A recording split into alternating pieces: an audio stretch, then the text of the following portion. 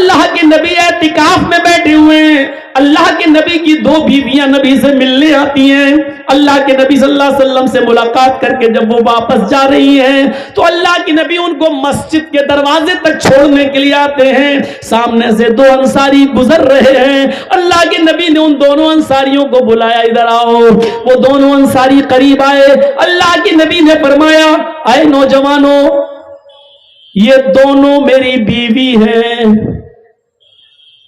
یہ دونوں میری وائفز ہیں, یہ دونوں میری بیویاں ہیں. ان نوجوانوں نے کہا, اللہ کے نبی آپ ہم سے یہ کیوں بتا رہے ہیں, آپ ہم سے ایسا کیوں کہہ رہے ہیں؟ کہا اس لیے کہہ رہا ہوں کہ شیطان ہر انسان کی رگوں میں خون میں دوڑتا ہے. ہو سکتا ہے کہ تمہارے دل میں شیطان یہ وسوسہ ڈال دے کہ محمد پتہ نہیں کن عورتوں سے باتیں کر رہا تھا, یہ دونوں عورتیں کون تھیں اور کیوں ملنے آئی تھیں. اس لیے میں تمہیں بتا رہا ہوں کہ میں کسی غیر عورت سے نہیں, اپنی پتنیوں سے, اپنی بیویوں سے بات کر رہا تھا. محمد رسول اللہ کو بھی اپنی صفائی دینا پڑی کہ دیکھو یہ میری بیویاں ہیں, جبکہ صحابہ کیسے شک کر سکتے تھے نبی کے اوپر, لیکن آپ نے کلیئر کر دیا میں کسی غیر کے ساتھ نہیں, اپنی بیویوں کے پاس تھا اور یہ بیویاں مجھ سے ملنے آئی تھی. میرے بھائیوں, جب محمد رسول اللہ صلی اللہ علیہ وسلم اپنے آپ کو بچا سکتے ہیں تو پھر تم اپنی بائک پر اپنی سالی کو کیسے بٹھا سکتی ہو؟ میرے بھائیوں یقین مانیے, بیوی کی موجودگی میں بھی سالی آپ کی بائک پر نہیں بیٹھ سکتی ہے. اگر بیٹھتی ہے تو بہنوئی بھی گناہگار اور سالی بھی گناہگار. میاں اور بیوی, ہسبینڈ اور وائف دونوں کھانا کھا رہے ہیں اور آپ کی سالی آتی ہے اور بہن کہہ رہی آؤ تم بھی بیٹھ جاؤ, تمہارے جیجا ہیں کوئی بات نہیں کھاؤ. بیوی کی موجودگی میں بھی سالی اپنی بہنوئی کے ساتھ, اپنے جیجا کے ساتھ کھانا نہیں کھا سکتی ہے, اس کے سامنے چہرہ نہیں کھول سکتی ہے. جب شریعت سالی کو بیوی کی موجودگی میں بھی نہ شوہر کے ساتھ یعنی جیجا کے ساتھ نہ کھانا کھانے کی اجازت دے رہی ہے, جب کھانا کھانے کی اجازت نہیں دے رہی ہے تو بائک پر اسکول چھوڑنے کی اجازت کیسے دے سکتی ہے, بائک پر مارکیٹ گھمانے کی اجازت کیسے دے سکتی ہے؟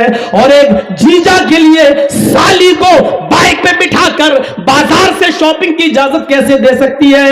الفاظ میرے کڑوے ہیں, سخت ہیں, لیکن بیماری بھی بڑی ہے.